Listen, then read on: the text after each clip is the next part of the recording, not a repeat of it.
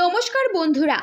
এই মুহূর্তে পশ্চিমবঙ্গের আলুর বাজারকে কেন্দ্র করে বর্তমানে আলু চাষি থেকে শুরু করে ব্যবসায়ীরা যথেষ্ট চিন্তিত রয়েছে। উত্তরবঙ্গ থেকে শুরু করে দক্ষিণবঙ্গের প্রত্যেকটি জায়গায় নতুন আলু চাষ শুরু হয়ে গিয়েছে। বিশেষজ্ঞরা বলছেন এখন আলুর দাম কমবে না, বরং স্থায়ী থাকবে, নয়তো বাড়বে। এর মধ্যেই বিভিন্ন জায়গাতে আলু চাষে প্রয়োজনীয় রাসায়নিক সার নিয়ে কালোবাজারি চলছে। তো বন্ধুরা, ভিডিওটি শুরু করার আগে অবশ্যই আপনাদেরকে বলবো, চ্যানেলে নতুন এসে থাকলে অবশ্যই চ্যানেলটিকে সাবস্ক্রাইব করে পাশে থাকা বেল আইকনটিকে প্রেস করে রাখবেন। এবং আজকে আপনার এলাকায় আলুর বন্ডের দাম কত টাকা রয়েছে তা কমেন্ট বক্সে লিখে জানাতে ভুলবেন না। তো চলুন বন্ধুরা, এক নজরে দেখে নেওয়া যাক। এরই মধ্যেই বিভিন্ন জায়গাতে আলু চাষে প্রয়োজনীয় রাসায়নিক সার নিয়ে কালোবাজারি চলছে। প্রথম সারির যেসব মিডিয়ারা রয়েছেন তারা এই বিষয়টিকে কেন্দ্র করে খবরে দেখাচ্ছেন না। গত বছরের মতো এবছর চাষি বন্ধুদেরকে সারের কালোবাজারির মুখে পড়তে হচ্ছে।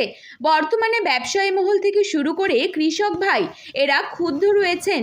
তাদের দাবি, তারা কোনো সরকারি অনুদান চায় না, কিন্তু তারা চায় সরকার যেন এই কালোবাজারিকে রুখে দেয়।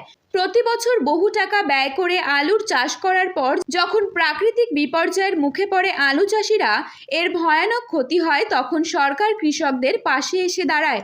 এইভাবে কয়েক বছর থেকে সরকারের এই রকম অবহেলার কারণে আলু চাষিরা ভেঙে পড়েছেন।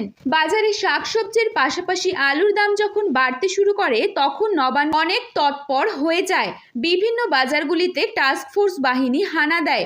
এখন যখন সার নিয়ে কালোবাজারি হচ্ছে, তবে কেন টাস্ক ফোর্সকে বাজারে দেখা যাচ্ছে না? এইরকম ভাবে যদি চলতে থাকে তবে ভবিষ্যতে আলু চাষিদের চাষ করা খুবই মুশকিল হয়ে উঠবে। আর এইরকম যদি বহুদিন চলে তাহলে পশ্চিমবঙ্গের কৃষিক্ষেত্রেও লস গুনতে হবে রাজ্য সরকারকে। ইতিমধ্যেই অনেকে আলু চাষ থেকে পিছিয়ে এসে অন্যান্য অর্থকারী ফসলের চাষ শুরু করেছে। ফলে ভবিষ্যতে পশ্চিমবঙ্গের আলুর বাজারে আলুর ব্যাপক চাহিদা লক্ষ্য করা যাবে।